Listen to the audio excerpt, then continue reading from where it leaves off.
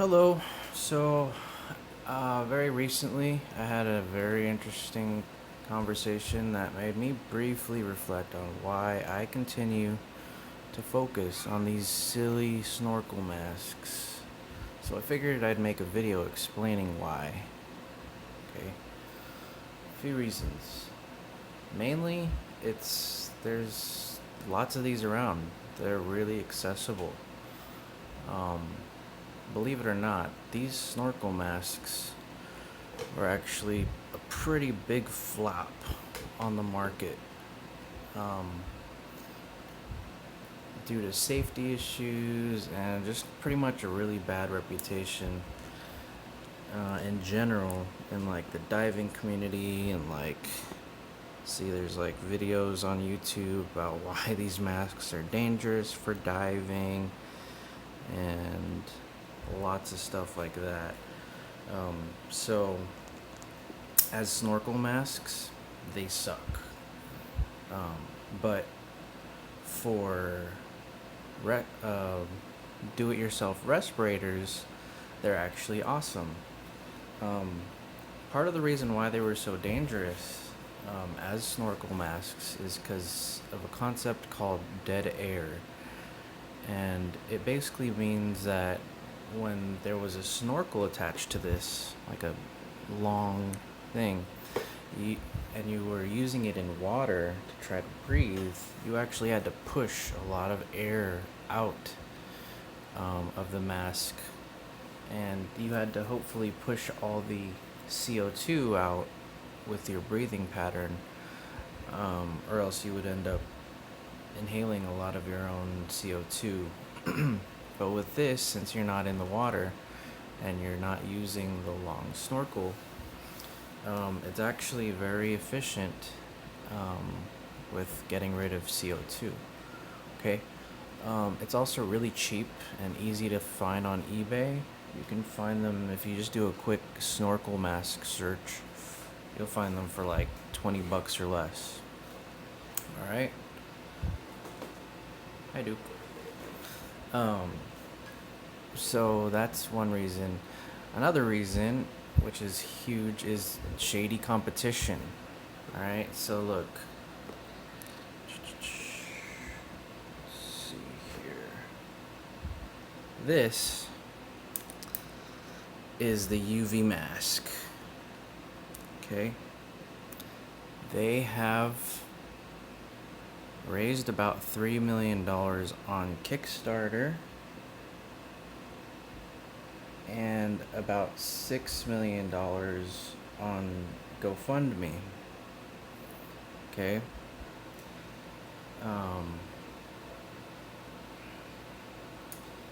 They're my direct competitors. They've raised over $10 million. Well, my direct competitors combined have raised over $10 million with really slick designs and smart sounding dudes.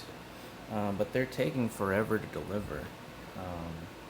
I was actually really tempted to get the UV mask, but when I realized it wouldn't be delivered till the end of September, I said, nah, I'm gonna do it myself.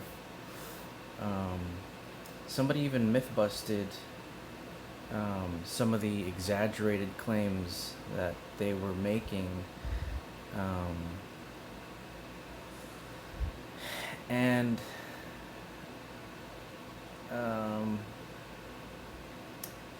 yeah, it was just see, look, let me show you. So yeah, somebody even myth busted some of their exaggerated claims, and they had to retract some of the technology, like claims that they were making to sell their product because they were over promising. And yeah, in general, I mean, that's the UV mask. And then also a friend showed me this one, which is the leaf mask. Okay. They funded about $4 million. So yeah, altogether, my direct competition, they also do UVC. Um, they raised over $10 million. So I was, I'm, I'm always kind of striving to disrupt ridiculous industries, and you really shouldn't be profiting off of, the death and destruction this pandemic has caused. So, um, that's my philosophy. Let's see. All right. But I did say they are direct competitors, so with that in mind, get ready to get techie, because in the next updates, we're going to be integrating some of the same exact tech at a fraction of the cost without the risks or delivery lag of a crowdfunding campaign. Okay? Um, Next reason I'm fixated on these masks is it's a functional design. Um, it's got great eye protection, which, I mean, they've been saying since the beginning that this virus can be transmitted through the lacrimal ducts. So your eyes were a vector for receiving the virus. If you got any droplets um, into your eye. And also, it's got a really great seal. This silicone seal is really good compared to n95s, which a lot of people can't actually get a perfect seal. Definitely much more comprehensive of a seal than a simple surgical mask. It was meant for water safety, so obviously if water can't get in there, you actually have great protection. Something that definitely needs to be addressed, though, when you're picking your mask is to make sure you do a good negative pressure test, which I'll demonstrate in one of the upcoming videos. And also, it's got a bit of a sleek profile. The design allows, for you not to have these protruding things right here at your jaw like a normal respirator would. Those are without having to use like bayonets, as they call them, or filter cartridges. You have a lot of that canceled out, and you only have this one entryway for air, which is awesome, especially in my design, because I try to keep it as low profile as possible. So this little nub right here is your filter for the most part. Okay, the next reason is it's a modular platform. This design actually allows for a variety of materials to be used as your filter, thanks to gravity. Is basically you could place anything you want up on top here, and as long as you secure it and it's got a good seal around your airflow, that's gonna act as your filter. So I've joked about it in previous videos that you can even just put like a ham sandwich up here or something, whatever you want. In the version 2.5, I show you how to make your mask protective against gas or tear gas.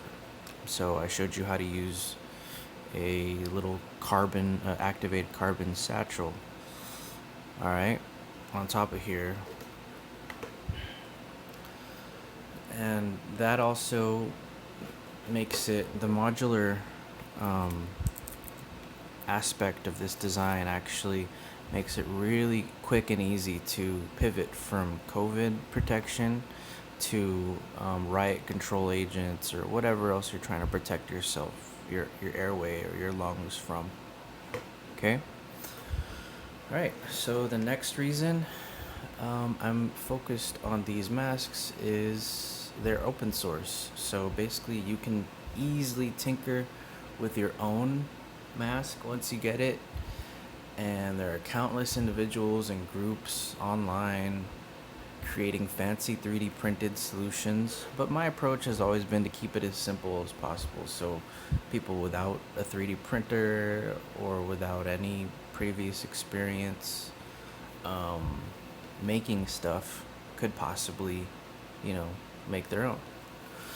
And the last reason, and possibly the most important, is that these are sustainable. Um, there's so many temporary masks being discarded into the streets and waterways these days that it's becoming a huge environmental risk and effect of this pandemic. Also, because snorkel masks were such a flop in the market as snorkel recreational equipment, there's a lot out there on the market that are just waiting to be repurposed. And instead of them just completely going to waste, since they're already manufactured, there's no reason not to try to, you know, repurpose them for our, protection. A little bit about who it's not for. These masks are not for people with a lung condition or previous, health conditions that would make any restriction on their breathing dangerous. As they do, even with, just this, it does give a bit of um, breathing breathing labor, tiny bit. Um, Most of my designs and going forward, they will be more geared to um, less and less and less air resistance. Um, this is also not designed for people who are COVID positive. Um, this right here is the exhaust valve, which makes it um, less likely to fog up, and also um, it allows for the CO2 to escape. So it's definitely not for people who are positive with COVID, because then out of here you'll have a possibility of the virus escaping into the environment. There are some ideas that I've been tinkering with, which might include maybe filling this with some activated charcoal to act as a vapor barrier for any of your droplets, infected droplets that might escape. But I'm still working on those. That's probably a little further out in the future. So right now, it's definitely not for people who are COVID positive. Who am I? I'm nobody really. I'm just a safety instructor on furlough, trying to finally finish school in the middle of a pandemic. I've got a long laundry list of old jobs, many of which were so bad, including Amazon, that I decided to make safety my career instead of a paid hobby. I'm just a regular dude with chronic lung issues. I am a health and safety professional, card carrying, um, certified by OSHA, and I was a trained EMT.